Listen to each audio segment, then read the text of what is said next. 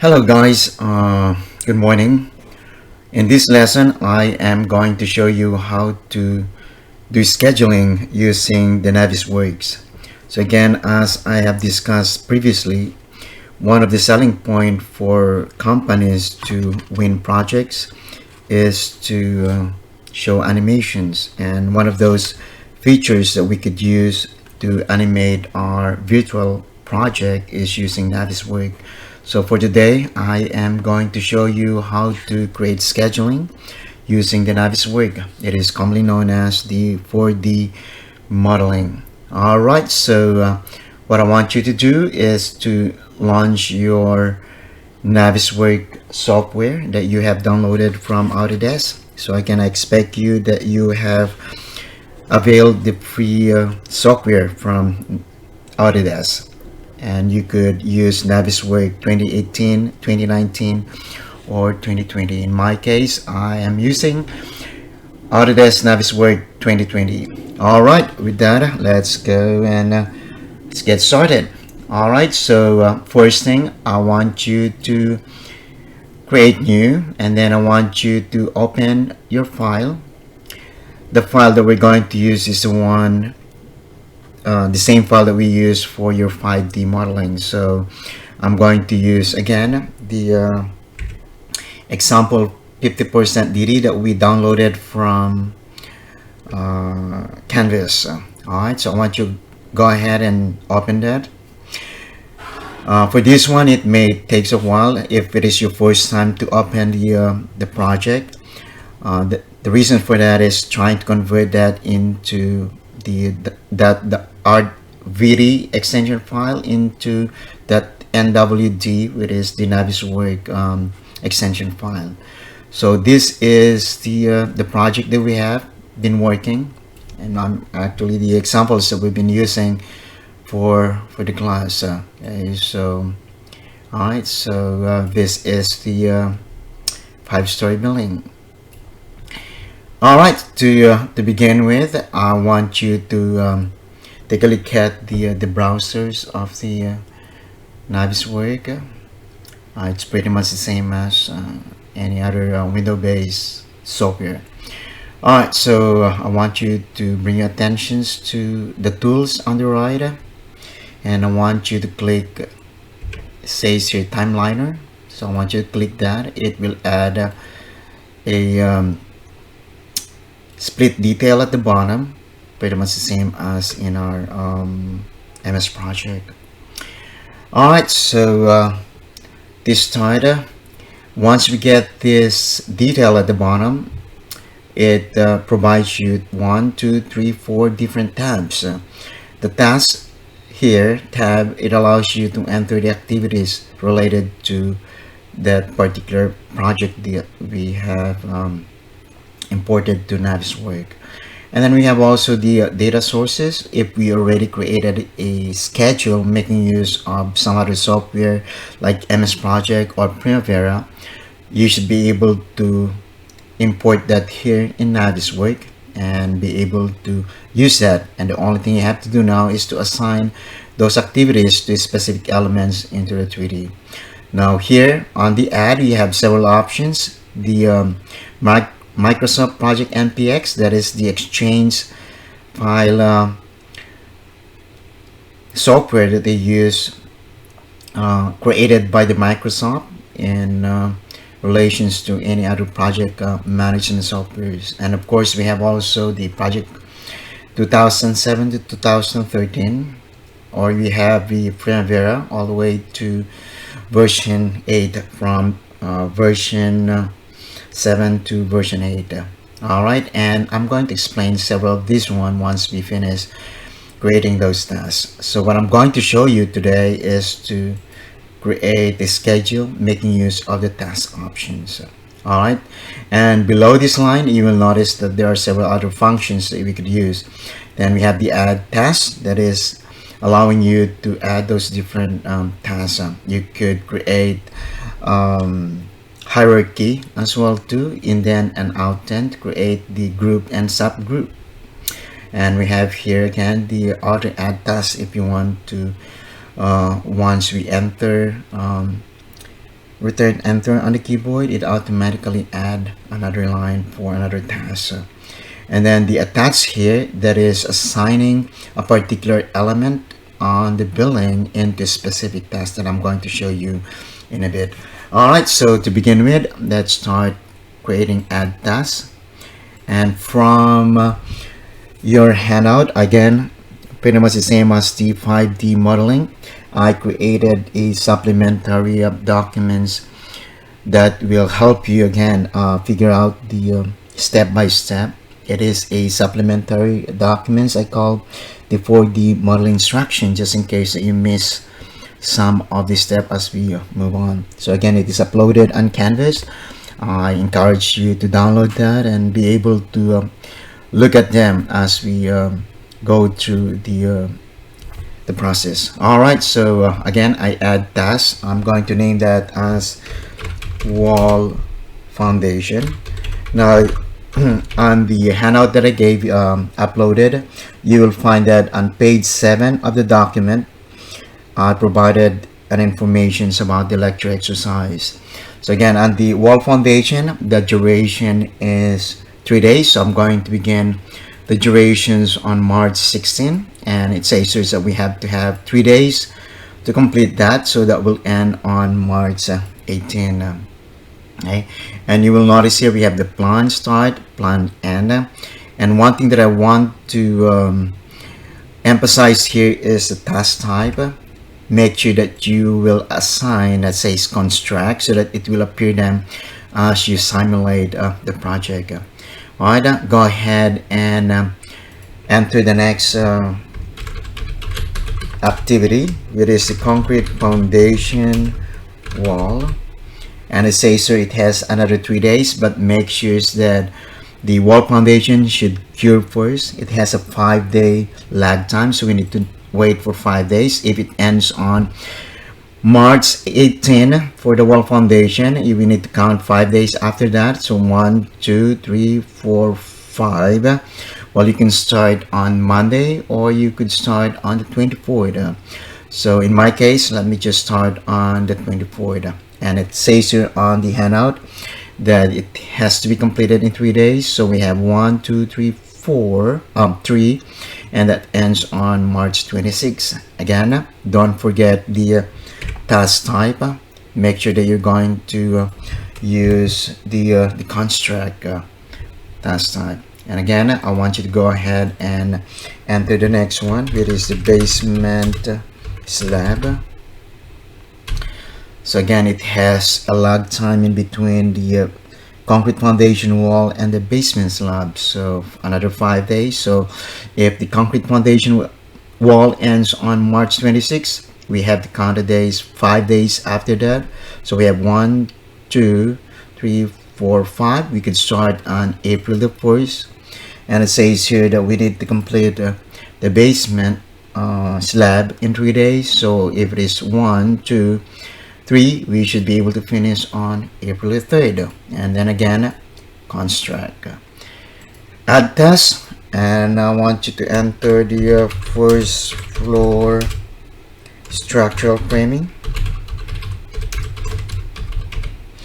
We have to wait until the basement is cured for 5 days again. So we're going, if the basement slab ends on April the 3rd, we should be able to count again 1, that is the 4th, 2, 3, 4, 5, so we could begin on Thursday. Alright, and then it says here that the first floor framing will last for 2 days, so we're going to end on the 10th. Excuse me, on the 10th. And then again, make sure that you provide the task type, construct. Again, add task. And that is the first level concrete floor. And then we should be able to follow right away, because we don't need to wait for any curing period. if your first floor structural framing ends on April the 3rd, we should be able to follow that the next working days, which is on the 13th. And it says here that we need to do it in 3 days. So April the 13th, 1, 2, 3, we should be able to finish on the 15th. Alright, so let's add 3 more. Let's add the first floor structure column, and then it takes here 3 days, but we need to have 5 days lag time. The first floor concrete floor will end on April the 15th, so we need to do 5 days after that. So we have 1, 2, 3, 4, 5, so we could begin on the 21st. And it says here that we need to do it in 2 days, 21, April 21, and then we have April 22 construct, and then add again another task, and that is the second level structural framing. That is the joists and the beams, and then we should be able to follow the column, and this one is another 2 days. The column ends on April the 22nd, so we should be able to do the 23rd and the 24th of April. Alright, one more, and that is the second level structural column, and that is after we finish the second level structural, where it ends on, I'm sorry, this one ends on April 24, so we should be able to follow this the following Monday, which is the 27th, and it takes only 2 days for that, so choose the 28th. All right, so the next thing we're going to do now is to attach the associated elements into each of these tasks. And to do that, I want you to pay attention on the select and search at the top. So here, so I want you to click that. I want you to go ahead and click the selection tree, and it will show the project that we have on the left on this box here on the left side. So I want you to expand that by clicking the plus sign. So we're going to begin on the node level, because that's where we're going to do the wall foundation. So we are going to select this one here, the structural foundation, and the next thing you have to do, once you highlight that, make sure that you're going to click the save selection at the top. There you go.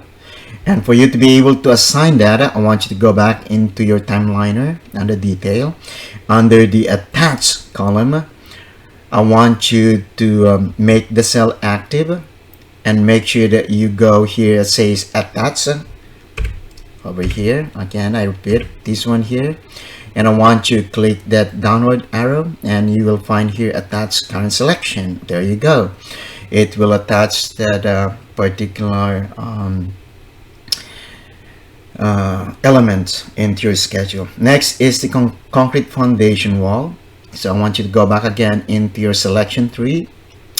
We are going to the basement, and we have here the wall. It says here the basic wall for the foundation. So you can just select the wall, and you will notice that it highlights the perimeter of the building. So again, make sure that you click the save selection button, and the next step, go to the attach column, make that active, and then go to your attach function here, click that, and then attach current selection, and do the same thing on the basement slab. Go back again into your selection tree. There you go, and we have here the floor and the basement. Select that, and I want you to click save selection.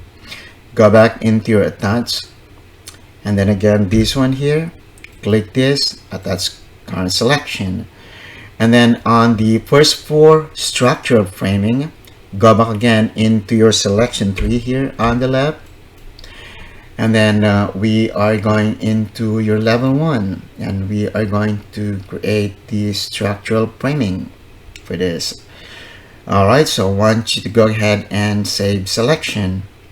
Go back into your column attach, and then here says attach current selection. Well, before you move forward to the other activities, you may need to check if the sequence is correct by going into the simulate tab here on this option, simulate. So I want you to click that. Make sure that you are going to begin on March 16. Okay, otherwise you could click the setting and you should be able to select when is the start date. Alright, so let's take a look at the simulation.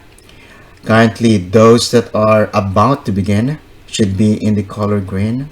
And then just click this play button here. Click that and watch how it constructed virtually.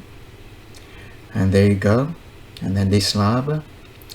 And then of course we have the structural framing for the level 1. And then build this lab after that. Alright, so let's go back here now. We're done with the first floor structure framing. Let's do the concrete. So go back again into, again, what I did, I went back into the task tab to continue, and then go back into your selection tree. And then this time we are going to do the floor, this one here. We are going to save that. I want you to go ahead and click the save selection button, and under the attach column again, make the cell active, and then on the attach we have here attach the current selection. And then I want you to go ahead into the first floor structure column. So go back again into your selection tree, and we have here your structure column here. Alright, on the first floor. So I want you to go ahead and select that, save selection, and then go here on the attach, same procedure. There you go. And again, you can watch out that if you are doing the right sequence. Alright, so I went back to the simulate tab here, and then click the simulate play button.